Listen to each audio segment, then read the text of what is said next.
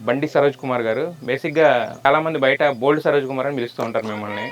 So, ఎలా అనిపిస్తుంటది ఆ పేరు విన్నప్పుడు? అదే ఓకే. ఏదో ఒక ఐడెంటిటీ ఉంది కదండీ. ఏదో ఒక ఐడెంటిటీ ఉంది. అయితే అది మీరు కావాలనుకున్న ఐడెంటిటీనా? కాకతాళీయంగా వచ్చిన ఐడెంటిటీ అనుకోవచ్చా? నాకు ఇంటర్నెట్‌లో దొరికిన భావస్వేచ్ఛని పూర్తిగా వాడాలనుకున్నానండి. హ్మ్. అంటే నా సినిమాల్లో ఎప్పుడు గూడా మీకు శృంగారం ఉండదు. అమ్మాయిల్ని తప్పుగా చూపించడం ఉండదు. అమ్మాయిల్ని ఎప్పుడు కూడా రెస్పెక్ట్‌తో చూపిస్తాను. భాషలో ఉంటది ఆ బూతు. ఆ భాషలో ఎందుకుంటదంటే ఆ భావోద్వేగం. మనం బయట రియలిస్టిక్‌గా ఎలా చూస్తాం సమాజాన్ని, దాన్ని యాజ్ ఇట్ ఈజ్ చూపించాలి. నాకక్కడ అవకాశం ఉంది కాబట్టి హ్మ్. నేను తీశాను. హ్మ్. నా మూవీస్ చూస్తే గూడా మీకు అవి సక్సెస్ అవ్వడానికి కారణం హ్మ్. మీకు అందులో ఉన్న ఎమోషన్ మాత్రమే. హ్మ్.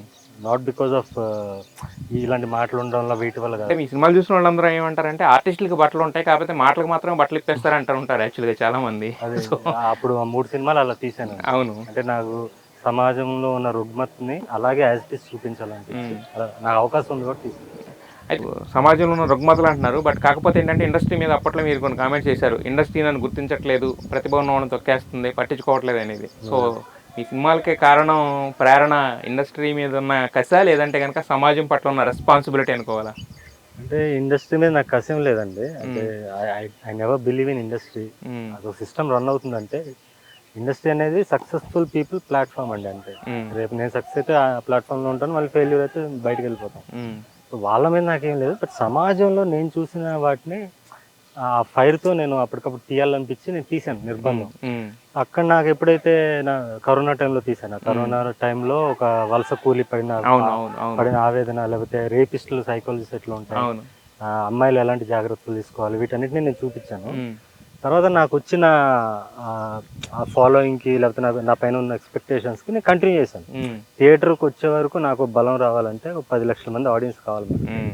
సో, వాళ్ళని జనరేట్ చేసుకునే ప్రాసెస్‌లోనే ఆ 3 సినిమాలు తీశాను. హ్మ్. నాకున్న ఆడియన్స్ కూడా మెయిన్ స్ట్రీమ్ ఆడియన్సే. ఓకే. వాళ్ళేంటంటే ఇన్ని రోజులు మీ సినిమాల్ని పర్సనల్ స్పేస్‌లో చూసుకున్నాం.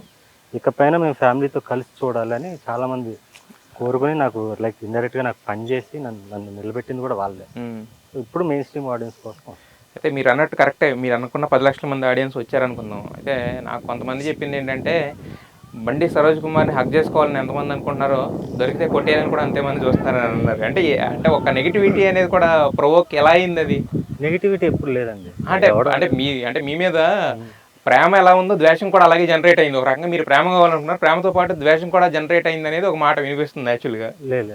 లేదా? ద్వేషం ఎప్పుడు నా మీద లేదండి. అంటే ఇప్పుడు నేను మొన్న చిరంజీవి గారి గురించి చెప్పాను. ఆ! చిరంజీవి గారు అనను, ఆ! చిరంజీవి అంటాను. చిరంజీవి అభిమాని. నాకు చిరంజీవి అనేది ఎమోషన్. హ్మ్. అలాంటియేమన్నా మిస్‌అండర్‌స్టాండ్ చేసుకొని కొంతమంది మాట్లాడి అలా మాట్లాడినోళ్ళు కూడా హ్మ్. మళ్ళీ నా సినిమాలు చూసొచ్చాక హ్మ్. ఇప్పుడు అర్థమైంది నువ్వు చెప్పింది. మేము అర్థం చేసుకోలేకపోయాం నిన్నని. సో, హ్మ్. అలా ఏం లేదు.